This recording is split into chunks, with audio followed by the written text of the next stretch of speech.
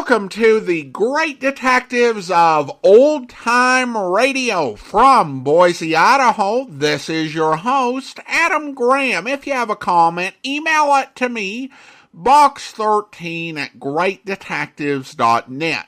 Follow us on Twitter at Radio Detectives and check us out on Instagram, instagram.com/Great Detectives.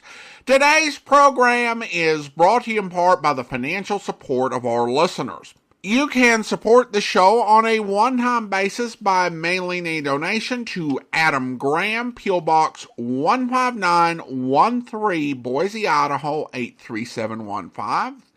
That's P.O. Box 15913, Boise, Idaho 83715. And I want to go ahead and thank Joy for mailing in a donation that way. Thank you so much for your support, Joy. You can also become one of our ongoing regular Patreon supporters for as little as $2 per month. And I want to go ahead and thank our latest Patreon supporters. Thank you to Bruce, coming on at the Seamus level of $4 or more per month. And to Q, coming on at the rookie level of $2 or more per month. Thank you so much for your support. Now it's time for this week's episode of Dangerous Assignment. The original air dates, March 25th, 1953, and the title is Find Antonina.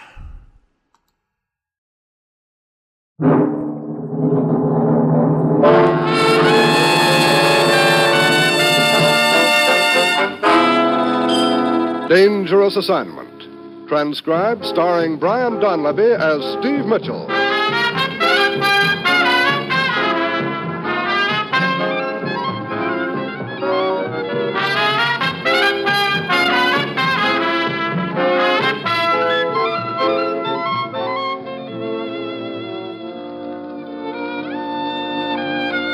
Yeah, danger is my assignment. I get sent to a lot of places I can't even pronounce. They all spell the same thing, though, trouble. But when I walk into the commissioner's office, I can't realize that this assignment's going to wind up with me trying to decide whether I'd rather get run over or shot.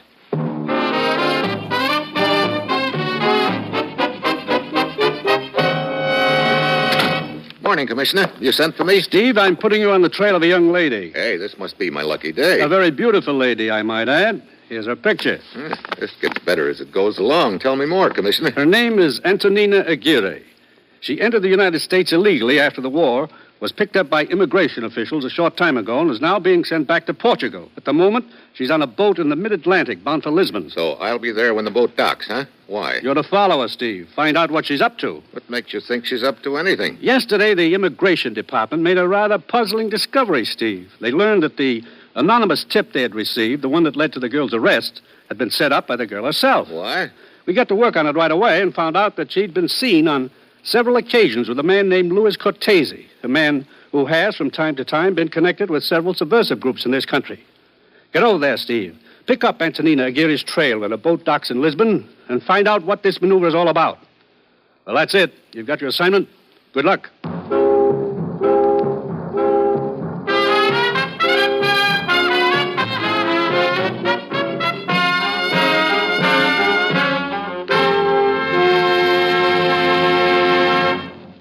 The National Broadcasting Company is presenting Dangerous Assignment, starring Brian Donlevy in the role of Steve Mitchell, colorful two-fisted government agent. At all those places of the world where danger and intrigue walk hand in hand, there you will find Steve Mitchell on another Dangerous Assignment. Thursday evening brings a host of entertainment over this NBC radio station. There's comedy fun with the Andersons when Robert Young portrays the title role on Father Knows Best. Roy Rogers brings Western music and adventure from the Double R Bar Ranch in Paradise Valley. Ralph Edwards adds to the fun with an hilarious laugh-filled session of Truth or Consequences. And Eddie Cantor presents another edition of his show business show. Judy Canova stars in a fun-packed adventure at Cactus Junction. And the entire evening bubbles over with wonderful radio entertainment. So make it a date to hear all of these enjoyable programs every Thursday night on most NBC stations.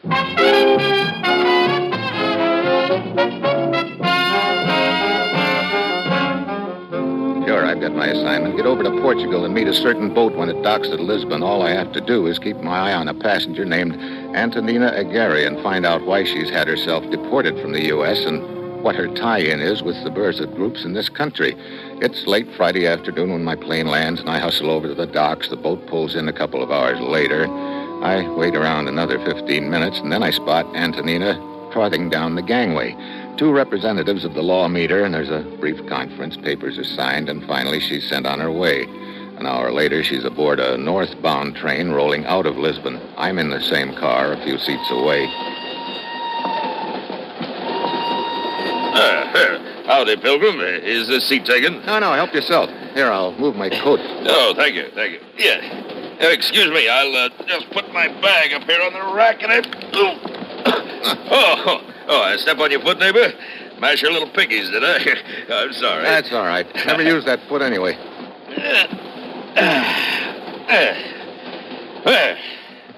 Sure does feel good to sit down, yes, sir.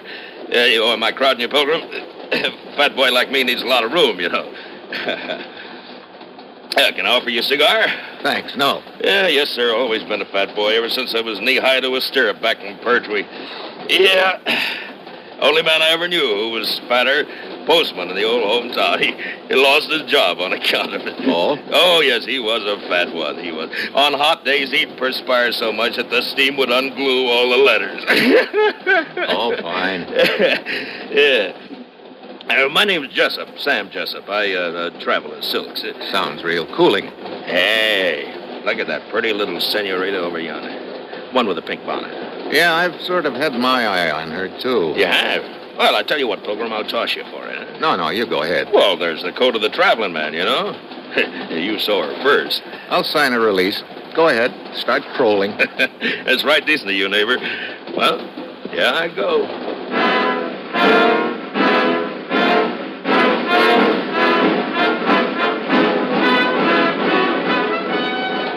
There's an empty seat next to Antonina, and Jessup plops into it. He goes into his pitch, but the girl isn't paying too much attention. Finally, it's easy to see she's getting annoyed, which is just how I figured it. I decide it's time to make my play, so I walk over to them. Pardon me, miss. Yes? Is this man annoying you? Well, now, see here, Pilgrim. Is he, miss? Yes, senor. He is annoying me. In that case, Buster, you'd better be on your way. Well, by jingles, if I don't beat all, I never... On your feet, Pilgrim. Well, I've been Pearl Harbor, that's what. That's the sneakiest attack I ever did. Sure. Now move on, huh? Move. Code of the traveling man don't mean a thing anymore. Not a thing. Thank you, senor. It was very kind of you. Sometimes these Americans... Oh, I am sorry. Oh, that's okay. I have met so many very fine people in your country. Oh, you've been to America? Yes. I'm on my way home now. I come from Coimbra, a town to the north of here. Got a little lonesome for the old sights and familiar faces, huh? No, it is not that. My father has become ill. Someone should care for him. But you, senor, you have been here long? No. Seems like I just stepped off the plane somehow. I'm here on business. Well, tell me about it. Well, I'd rather talk about the United States. You've been to California? To Hollywood? Hollywood, sure. Very good friend of mine lives there. Good old Darrell. Darrell Schwartz. He runs a meat market on Fairfax Avenue. Sweet fella.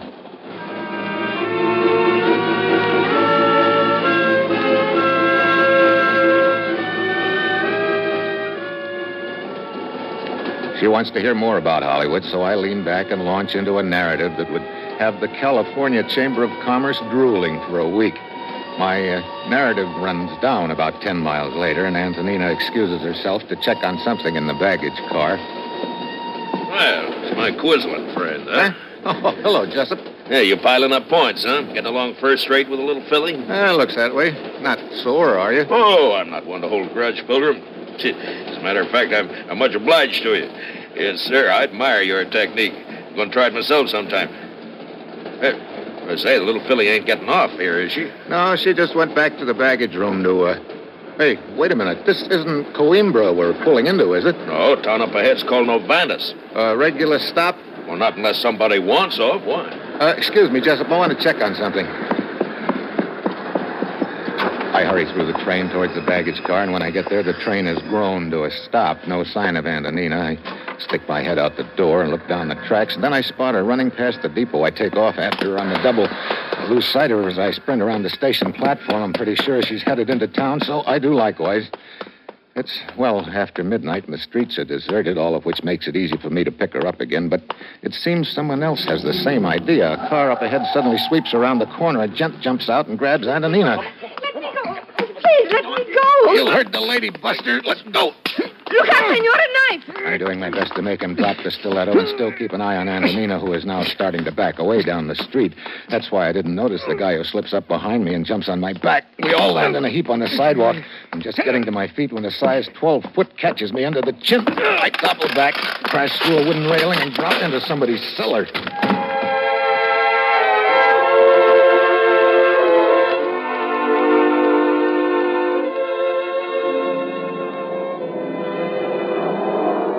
Senor? Senor? Oh, Senor, can you hear me? yeah. Are you all right? I think so. Ooh, my head. Here, let me help you. Can you sit up? Yeah. Thanks. Well, I certainly didn't expect to see you again so soon. I got away from them. Hid and came back. Who were those gorillas? The one in the car I've not seen before, but the other one I saw a few times in America. He worked for a man named Cortese. We already know quite a bit about Louis Cortese, Antonina. You know my name? Yeah, mine's Steve Mitchell. Here, better take a look at my credentials. Oh, I see. First of all, why did you set yourself up for deportation? To get away from Cortese. The errands he forced me to do. What sort of errands? He came to see me at the office where I worked 2 months ago. He said he had known of me for some time, that I had entered the country illegally.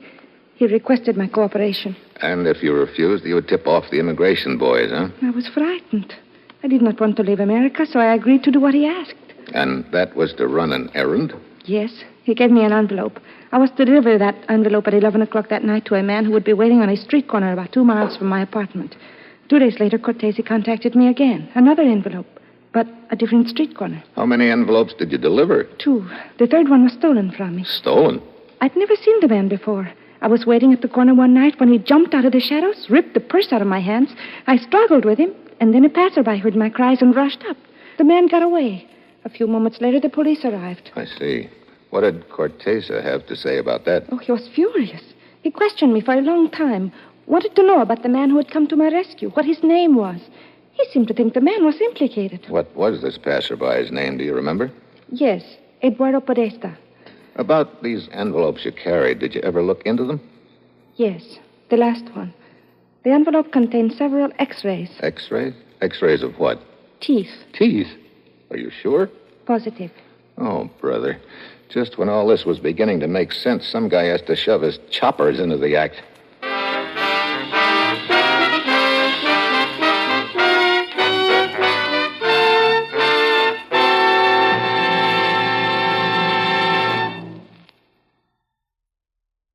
Steve Mitchell will continue his dangerous assignment in just a moment. That a child may walk, that a soldier may live. That is the promise a pint of blood holds today, for gamma globulin and serum albumin are both products of a single blood donation. Gamma globulin, GG, is the medicine which prevents the crippling effects of polio, and serum albumin is the medicine used on the battlefield to sustain life in the wounded. These two miracle medicines are derivatives of our blood, but the process of extracting them is expensive. Your Red Cross has increased its budget this year to finance the project. So, parents, when you contribute to the 1953 Red Cross Fund appeal, remember the boys in Korea, the child in your own home and the child across the street, and give generously, won't you? And mothers, perhaps you can encourage others to give, that a child may walk, that a soldier may live. Answer the call. Contribute generously to the 1953 Red Cross Fund appeal.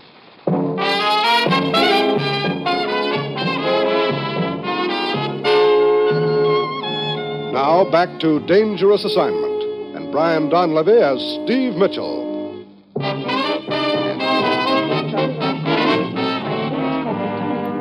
Hold it. They're coming back for us. Look, get up the stairs. Then out to their car and wait. They'll probably come down the outside stairs. All right, but how about you? I'll think of... Wait, here's an empty wine bottle. Go on, hurry. Be careful, Steve. Be careful. Yeah.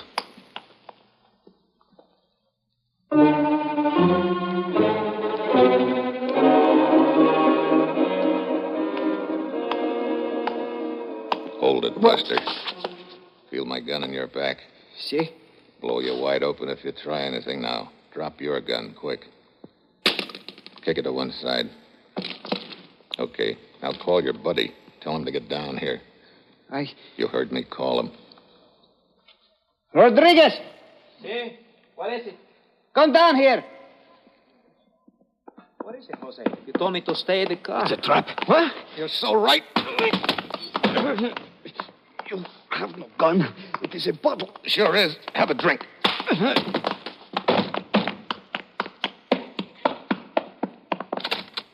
Hurry, Steve, hurry. Okay, let's go.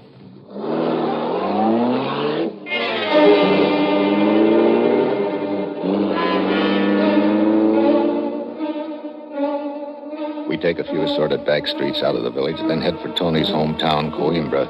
It's morning when we arrive. She directs me to the house of her Uncle Sebastian. It's quite a layout. He's apparently the money man of the family, and he's been taking care of her sick father. Ah, Tony, it's so good to see you. Papa is better. Of course. He's gotten the best of care. I do not know how to thank you. For my own brother, I need thanks? No, Tony. I'm the one to say thanks to Senor Mitchell for getting you home to us. Well, as long as things are pretty much in order on this end, I think I'd better be getting along. What? No, I insist you join the family for breakfast. You have met none of them. Thanks, but I want to talk to the authorities. Could you tell me where the police station is, Sebastian? Of course. It's on the south side of the plaza in the center of town. Police Captain Rios in charge.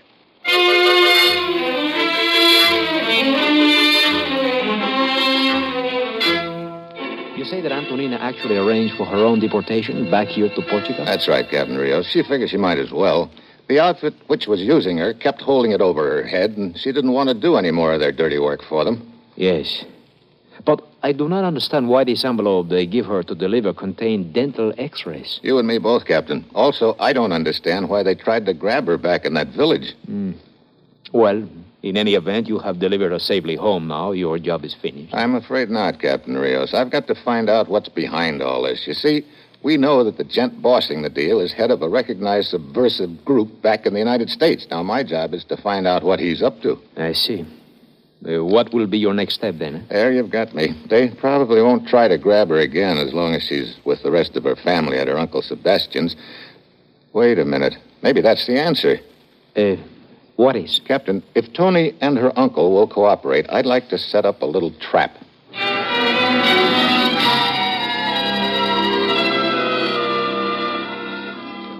What you suggest may endanger Tony's life. I don't think so, Sebastian. Look, Captain Rios has arranged for an empty apartment in town. There's a garage in the basement, and he and a police sergeant are waiting in the apartment. The plan is for you to take me there? Yeah, real conspicuous-like, so anybody can follow us. Once inside, the police sergeant takes you down the back stairs to the basement and drives you back here.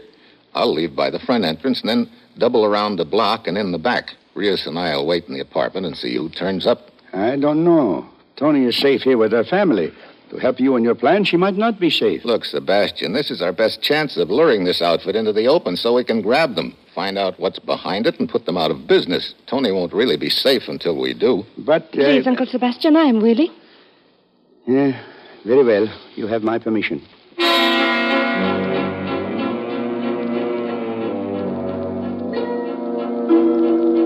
It's nightfall when I drive Tony to the apartment. Captain Rios and the sergeant are waiting inside in the dark. We turn on the lights, and Tony walks back and forth in front of the window a couple of times. Then the sergeant sneaks her down the back stairs. I leave by the front and double around the block to the back. Rios and I wait. Pretty soon we hear steps in the hall. Someone fumbling at the door. We jerk it open. Mitchell, it's my sergeant. Hey, he's been beat up. Our plan's gone cockeyed. And they've got the girl. We head for the police station and throw out a dragnet. Then half an hour later... Hello, Steve. Tony, Are you all right? Yes. what happened? When the sergeant took me to the basement, he was attacked suddenly. A man grabbed him and forced me into the car. He drove me to an alley and questioned me, then he released me. What? Yes, just like that. What did he ask you? He wanted to know how much I had told the police. I said I had told them it was dental x-rays in the envelope I was to deliver back to the United States, and then he told me to get out of the car and drove off. Oh. Well, Mitchell, what do you make of that? Huh? The only thing I make of it is that I'm more in the dark than ever.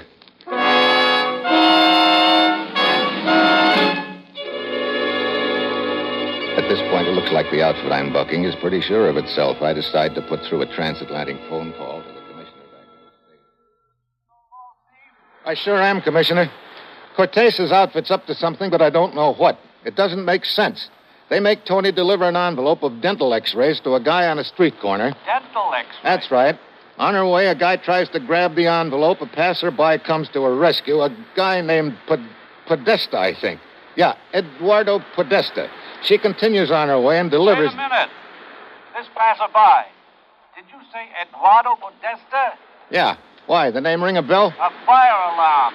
A very important Italian diplomat has spent 3 weeks in this country incognito for some secret talks. He's been traveling under the name Eduardo Podesta. Oh, brother, where is he now? En route back to Europe. As a matter of fact, his plane's due at Lisbon in less than an hour. From there, he'll continue by boat to Italy.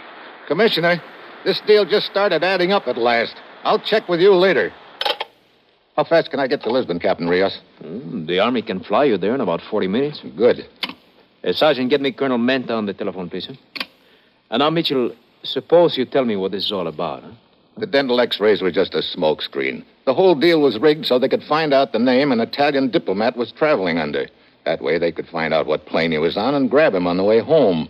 You mean they had one of their own men arranged to attack her when Podesta was in the vicinity? Sure. He must have had a habit of taking walks at night. Their timing was perfect. He gave his name to the policeman. Tony overheard it. And later, when they questioned her, she told them the name.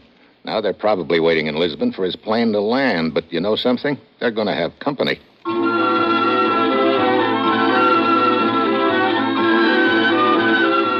On our plane to Lisbon, we radio ahead and start the ball rolling. By the time we get there, everything's in order, according to Colonel Menta, who's in charge of the arrangements.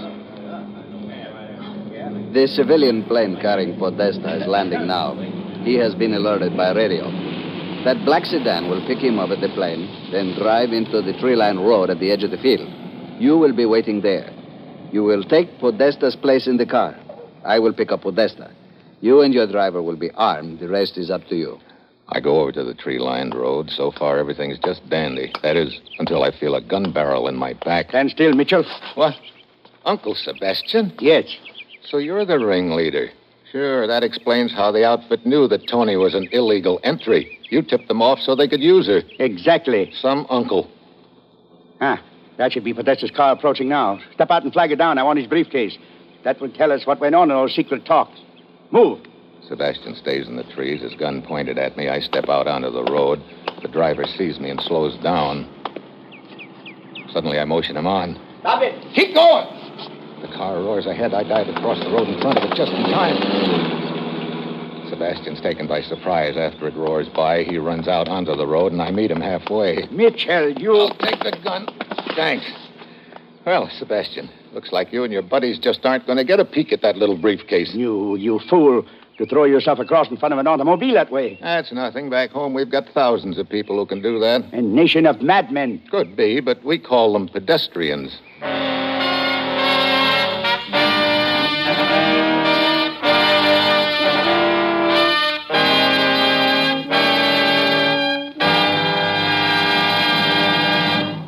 Our star, Brian Donlevy, will return in just a moment. Now that spring is officially here, more and more of us will be getting out of doors and away from our living rooms during our leisure moments. And as the call of warmer weather takes you out of doors, once again we remind you that wherever you go, there's radio. So if you find your pleasure through a day at the beach, if your outdoor living means a ride into the country, or if your enjoyment of spring weather comes from digging in your garden, remember that you can take your radio entertainment with you wherever you go. And radio offers the finest in music, drama, mystery, comedy, and up-to-the-minute news. More than 22.5 million automobiles are now equipped with car radios.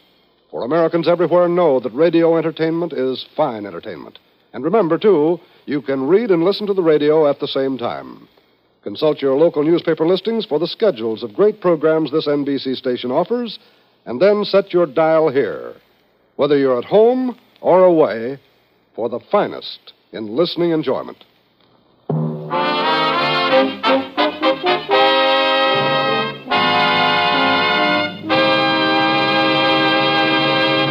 Next week, the Caribbean. A race that turns into a dead heat. And that will be Steve Mitchell's dangerous assignment next week.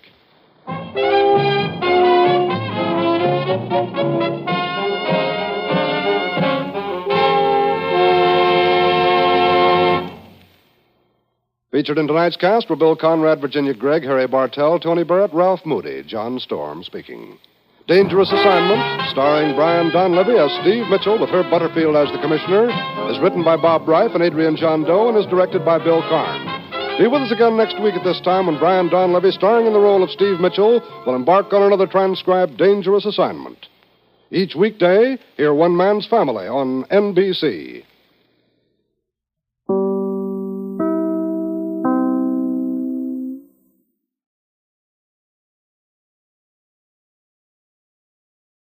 Welcome back. So they found out this guy's walking schedule and bet he'd be willing to risk his life and security for a stranger, but couldn't find his name or the name he was traveling under without her. This is a bit of a convoluted plan, even a spy plan, to say the least. Of course, the big plot twist of the episode is that it features an obnoxious traveling salesman, who at the end of the episode turns out to be just an obnoxious traveling salesman rather than some evil mastermind. Way to throw us off, Bob Reif. We also heard an international phone call to the commissioner. I don't think we've had one of those in a while. I think that they could be used too much in some early episodes, and I thought they were also used at some weird times. But here it makes sense. I like Steve as an international troubleshooter, acting for the most part on his own initiative, but he can always use a lifeline, particularly when some information from the States could be vital. The end ad for the importance of radio and its strengths was good, and if anything, it's even more true of podcasts. I've had people tell me they went off on vacation somewhere remote where you couldn't get radio and took a device with 100 or so episodes downloaded on it. Of course, radio's strengths couldn't save the world of radio drama and comedy that was such a hallmark of the golden age of radio, as it really became more of a convenience thing in terms of most of the broader public. If you're driving somewhere or taking a trip to the beach, a radio is a great thing to have along for background music or chatter.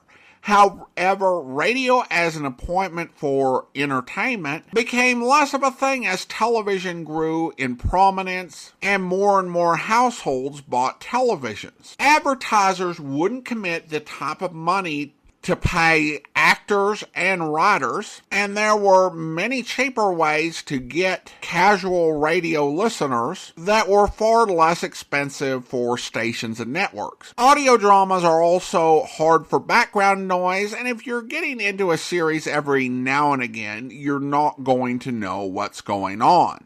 Of course, some of these dramas did still maintain audiences for very understandable reasons. Those homemakers who listen to radio soaps as part of their daily routine, who we talked about last week, were still hooked and engaged with the soap operas. Yes, there may be new soap operas on television, but Ma Perkins and The Couple Next Door were the programs they were engaged in, which is why soap operas continue to have such a loyal following up to and including 1960. It was also great for if you were doing housework, and it was part of their routine. But even that went away as advertisers wanted to focus on television. On-demand listening has been such a boon to audio drama and allowed it to make a comeback in ways that I don't think radio would ever really allow. Well, now we turn to listener comments and feedback. And over on YouTube, Shane writes regarding our Sherlock Holmes Elusive Agent special. I love the Clippercraft ad. Don't interrupt, Watson. Well, thanks so much. And I would agree that the ads in the first 2 episodes were great. The That's For Me ad in the second episode had me chuckling. And it can be a challenge because many folks who combine these episodes into one story cut out all the ads. There are some occasions where I might do that. Like I don't imagine when we do the Yours Truly, Johnny Dollar story, the Amy Bradshaw matter as in Omnibus, that we're going to preserve all of those giant animals ads. But the Clippercraft ads were just too amusing to cut out, so we managed our editing around that. And I'm glad you enjoyed it. Well, now it's time to thank our Patreon supporter of the day. And I want to go ahead and thank John. John has been one of our Patreon supporters since May of 2017, currently supporting the podcast at the rookie level of $2 or more per month. Thank you so much for your support, John. And that will do it for today. If you're enjoying the podcast, please follow us using your favorite podcast software. We'll be back next Wednesday with another episode of Dangerous Assignment.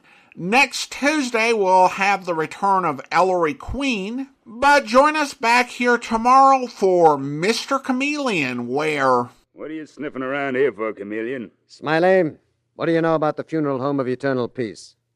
Just what I read in the papers. Why did you torture and kill Big Boy Harlan? Big Boy Harlan? He squealed on you and you bumped him off. Come off it, Chameleon. I don't know nothing about this. Treat him gently, Smiley. He's a smart boy with a college education. Yeah. If he don't watch out, I'm going to promote him out the door. Where were you Saturday night when the murder took place, Smiley? I was right here in the club. I got half a dozen people who'll swear to it. All of members of your mob, I imagine. I wouldn't take their word on the weather. You haven't got a thing on me, so scram. Those men were killed because they squealed on someone.